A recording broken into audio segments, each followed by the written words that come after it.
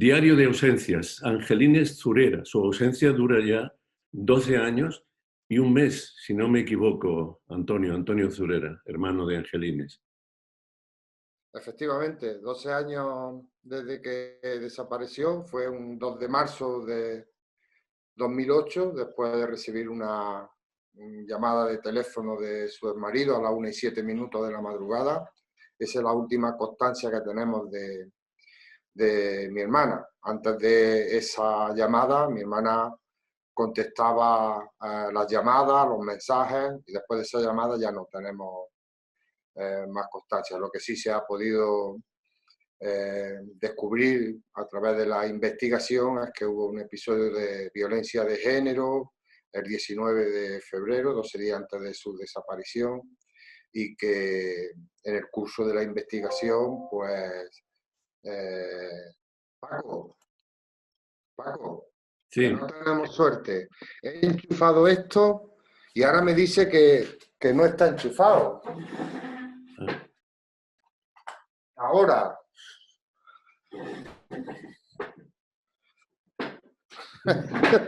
Bueno, espérate. Inicio de grabación. Diario de ausencias. La ausencia de Angelines Zurera, de Aguilar de la Frontera, dura ya 12 años y un mes, porque, si recuerdo bien, Antonio Zurera, hermano de Angelines, ocurrió un 2 de marzo, ¿no?, de 2008. Efectivamente, un 2 de marzo de 2008 desaparece mi hermana después de una llamada de su exmarido a las 1:07 de la madrugada. Hasta ese momento mi hermana contestaba todos los mensajes y llamadas de teléfonos que recibía. Después de esa llamada ya no tenemos constancia de ella. Ahora hablaremos un Eh, poco más de Angelines, de cómo era, de su carácter, del papel que tenía en la familia, pero estas conversaciones las estamos teniendo en un contexto de confinamiento. ¿Cómo lo estás llevando tú personalmente, Antonio? Tú y tu familia. Bueno, supongo que como todo el mundo, ¿no? Es algo a lo que nunca habíamos vivido, una situación extraña, ¿no? Donde quizás se nota más o tenemos más percepción de lo que son las ausencias, ¿no? El no poder ver a tu familia que están a 5 minutos andando y es como si estuvieran a muchísimos kilómetros. Bueno, pues esas son las condiciones en las que yo creo que la mayoría de la ciudadanía de nuestro país está viviendo esta situación. Tiempo Pues una para situación. pensar mucho, ¿no? Para evocar mucho. Cuando evocas la figura de tu hermana, ¿qué recuerdo predominante tienes de ella, Antonio, en esta hora? Bueno, pues muchas veces estamos tan metidos en la rutina de nuestras vidas que no tenemos percepción de algunas cosas que tenemos a nuestro alrededor y hace falta que pase algo para tener conciencia de eso, ¿no? Y efectivamente, con la desaparición de mi hermana Angelina, una de las cosas que yo he notado es que era alguien que aglutinaba a la familia, alguien que unía a toda la familia. Era una persona muy entrañable, muy cariñosa y ella era como un pegamento dentro de la familia, ¿no? Era la que estaba, sin tener nosotros conciencia, o al menos yo de eso, pendiente de todo el mundo, ¿no? Ahora por ejemplo, eh, eh, yo recuerdo que ella era la que cuando había un día especial como un cumpleaños, un santo, eh, efectivamente estaba pendiente, no tanto como por ejemplo yo, pero cuando la vista atrás dice, pues sí, era la persona dentro de la familia que mantenía esos lazos, esa unión y Una, siempre una, pendiente de una nosotros. gran organizadora, ¿no? Y una persona empática Sí, con la gente en general y, claro, con su familia directa mucho más, ¿no? Es lo que sí, viene sí, a sí, ser. sí. Mi hermana empatizaba rapidísimamente, aunque no conociera a la gente. Además, tenía un carácter muy alegre, se parecía mucho a mi madre. Tenía un carácter muy alegre, muy dinámico, siempre se convertía en el centro de las reuniones por su simpatía, su risa, siempre una actitud siempre muy positiva tenía mi hermana, ¿no? Una persona Antonio, entrañable. tú eres una persona comprometida socialmente, muy activo socialmente, y alrededor tuya y alrededor de la causa de esta desaparición, la de Angelines, eh, se ha conseguido en tu pueblo, en Aguilar de la Frontera, tener un movimiento que ha permanecido y permanece 2 años después, ¿no? Alrededor de la familia, preguntando dónde está Angelines y procurando reunir toda la fuerza necesaria para esclarecer lo ocurrido, ¿no? ¿Sigue siendo así? ¿Sigue esa llama tan viva como al principio, Antonio? Sí, sí, sí. Es algo que la vida, son lecciones que la vida te dan, ¿no? Cuando desaparece mi hermana, organizamos una plataforma de ayuda a la familia, porque era muy difícil mantener, la familia estábamos metidas en lo que era el buscarla, en lo que era la investigación, el estar pendiente de ella, ¿no? Y se organiza una plataforma que lo que hace es eh, estar pendientes más, pues por ejemplo, de las movilizaciones, las solicitudes y todo esto. Bien, hubo gente que se metió porque se creía que eso iba a durar varios meses o semanas. 12 años después no solamente se mantienen, sino que ha aumentado la, la cantidad de personas que componen la plataforma y además una actividad tremenda. A lo largo de los 12 años los podemos ver, ¿no? Todas las cosas que se han hecho. Yo creo que estoy convencido de que sin esa ayuda nosotros no hubiéramos llegado hasta aquí. Sin A raíz, esa y otras. sí, a raíz de esa experiencia vuestra, ¿no? Que es formidable, ¿no? Sobre todo por esa persistencia en el tiempo, ¿tienes también un sentimiento positivo de cómo vamos a salir de esta situación, de esta crisis que no tiene precedentes? Sí, sí, bueno, nadie sabe cómo vamos a salir de esta crisis, ¿no? Yo soy positivo por carácter, pues la gente está respondiendo bien en cuanto a la confinación, en cuanto a quedarse a casa, en cuanto a todas las recomendaciones que se dan. Yo creo que va a ser una salida muy difícil, donde cosas que dábamos por hechas estamos viendo que no están asentadas del todo. Desde una perspectiva laboral todos tenemos esa incertidumbre de qué va a pasar.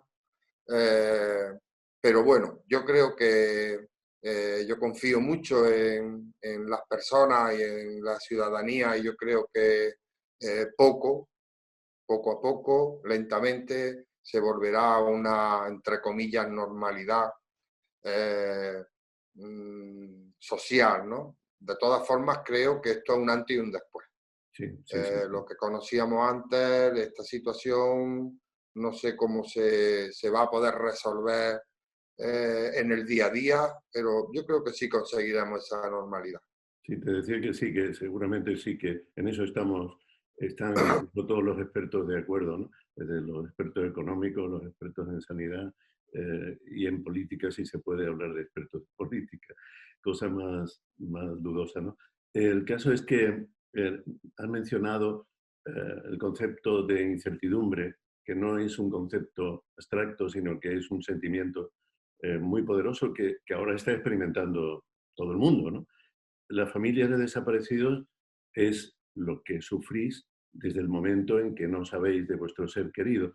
¿Qué crees que puede aportar una familia, familias como la tuya, Antonio, al sentir general y a la manera de poder salir de esa incertidumbre? Con respecto a posibles o futuras desapariciones, ¿te refieres? Como actitud ante la incertidumbre. Como actitud, pues hay que tener mucha fuerza, hay que tener mucha fuerza.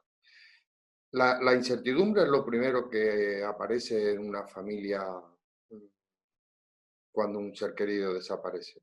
Nosotros no tenemos, nadie tiene en su casa un manual de desapariciones, de qué hacer después de que un ser querido te desaparece. Es más, yo cuando veía una desaparición en la televisión antes de ocurrir lo de mi hermana, pensaba que eso le pasaba a alguien especial, que no era algo normal, que no es algo que le ocurriera o que le puede ocurrir a una familia normal, entre comillas, ¿no? Y le ocurre a todo el mundo, le ocurre a todo el mundo, a quien menos te lo espera. En este caso, mira, yo nunca me esperaría que nos pudiera ocurrir a nuestra familia, ¿no? Y una de las primeras cosas que sufre es precisamente la incertidumbre de no saber qué está pasando. Tú te crees que estás ahí a la Guardia Civil y en 5 minutos está resuelto. ¿Qué medidas hay que tomar? ¿A dónde tienes que ir? ¿Qué tienes que hacer? Son cosas que bueno, te revuelve la vida por completo, ¿no? ¿Qué haces ante esto, no? A partir de ahí hay una desesperación absoluta, una pena, mucho dolor en cuanto a lo que tiene que sufrir una familia con situaciones distintas, porque cada familia lo vive de una manera distinta. Cada familia tiene una situación jurídica y una situación policial distinta. Y también Desgraciadamente, hay otro hecho cierto y que sabemos que tú lo has vivido de una manera activa, y es cómo ha ido evolucionando también el contexto general, la manera en que las familias de personas desaparecidas os habéis ido agrupando. Y quería hacer referencia al 9 de marzo último y a las celebraciones que hubo con motivo del 10º aniversario de la declaración por el Congreso, precisamente del Día de las Personas Desaparecidas. Allí se leyeron algunos de los derechos contenidos en la Carta de Derechos y Demandas, que tú conoces bien, Antonio, como miembro del patronato de la Fundación Quién sabe dónde Global. De entre todas las reivindicaciones, ¿cuáles destacarías? Una o dos que te parezcan las más importantes, las más urgentes. sí, algunas las digo rápidamente, pero déjame decir, Paco, que previo a eso que no tiene que ver nada a cómo se dio la desaparición de mi hermana en el 2008 a, a la situación actual, a 2020, ¿no? En 2008, si hoy tenemos poquito, en el 2008 no había nada, absolutamente nada. Nada nos unía a los diferentes, a las miles de familias que estamos viviendo por esta situación, ¿no? Desde el 2010 al 2019 creo que 180.000 denuncias por desapariciones. No había nada, no había dónde llamar, no había con quién hablar. Esa situación hoy es radicalmente distinta. Hoy existen asociaciones y fundaciones como QSD que ha conseguido hacer foros de debate, que ha conseguido unir a familias, que ha conseguido reunir muchas veces a bastantes familias como la mía, en la que hemos sido capaces de ponernos de acuerdo en cuanto a las diferentes experiencias para precisamente, por ejemplo, hacer lo que tú nos has dicho, acabas de decir, que es esta carta de esta tercera carta de derechos de las personas desaparecidas y de sus familias. Gracias a eso hemos podido llegar al Parlamento, hemos podido hacer jornadas parlamentarias, hemos hecho jornadas de familia y gracias a eso pues estamos poniendo nuestro granito de arena desde la familia y desde la gran labor que se hace, por ejemplo, desde asociaciones y fundaciones como QSD Global. Dicho esto, lo primero, lo primero que decimos en esa carta, el derecho de toda persona a ser buscada. Y aunque sea algo que cuando lo decimos parece tan simple, es lo que más cuesta. Muchas veces estamos viendo cómo se ponen las denuncias y se quedan ahí, a los 2 días se archivan los casos. Pero 2 días como suena, no es por decir 2 días, o a los pocos días, o a las pocas semanas, como si el transcurso del tiempo significara disminuir el dolor de la familia, cuando es todo lo contrario. El transcurso del tiempo lo que hace es aumentar el dolor de la familia. Eso es algo de lo que todo el mundo debería de tomar conciencia, ¿no? El transcurso, porque esto es un duelo, tú tienes a tu familia y más, por ejemplo, el caso nuestro, que tenemos al 100% claro que está sin vida. Estamos en un velatorio, en un duelo que nos dura ya 12 años, sin poder desconectar y sin poder rehacer nuestra vida. Por eso digo que lo primero hay que buscar a la persona desaparecida, porque la persona cuando desaparece no debería de desaparecer sus derechos, que en realidad sí es lo que pasa, ¿no? Evidentemente, una de las cosas que nos hemos encontrado es que no hay medios técnicos, no hay medios humanos, muy poca gente tienen los cuerpos y fuerzas de seguridad del Estado para dedicarse a las desapariciones, y los que llevan desapariciones llevan un montón de cosas más. Yo lo sé por experiencia, porque me he reunido decenas y decenas y decenas de veces con ellos y lo sigo haciendo. Por cierto, de hecho, en esta situación de confinamiento, ¿has conseguido mantener la relación con los investigadores del caso de tu hermana, Angelina? Sí. La relación que tenemos entre la policía judicial,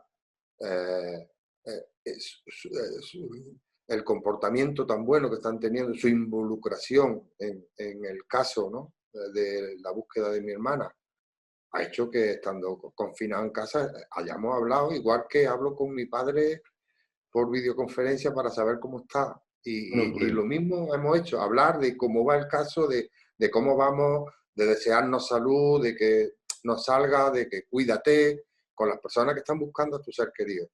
Sí. Se puede decir que esta es una de las cosas que ha cambiado, porque antes esa relación no existía en absoluto, y es el principio de atención a la familia en el que tanto se ha insistido desde las primeras asociaciones, desde Intersos allá por los años 90. Antonio, para concluir estas conversaciones, yo siempre pido a los interlocutores, a las distintas familias, a las distintas personas, que elijáis una palabra símbolo ante esta situación de confinamiento para compartir con el resto de las personas, con el resto de la sociedad. ¿Cuál es tu palabra?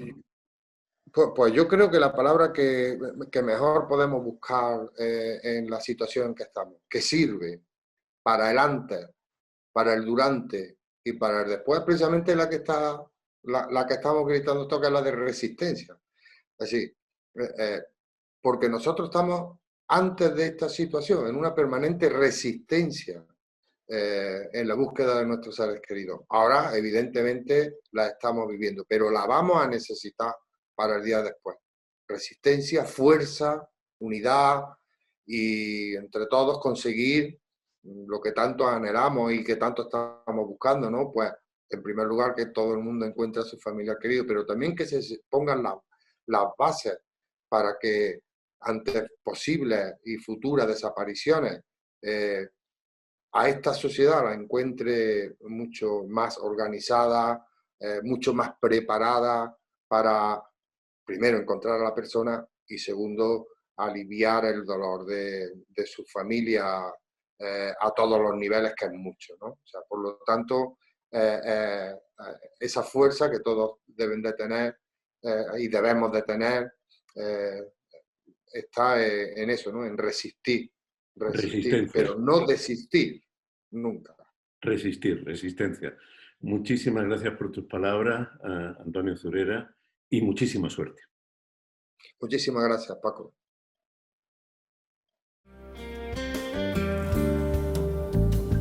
¿Cómo voy a olvidarme si el olvido es memoria? ¿De qué debo olvidarme? Están hablando en broma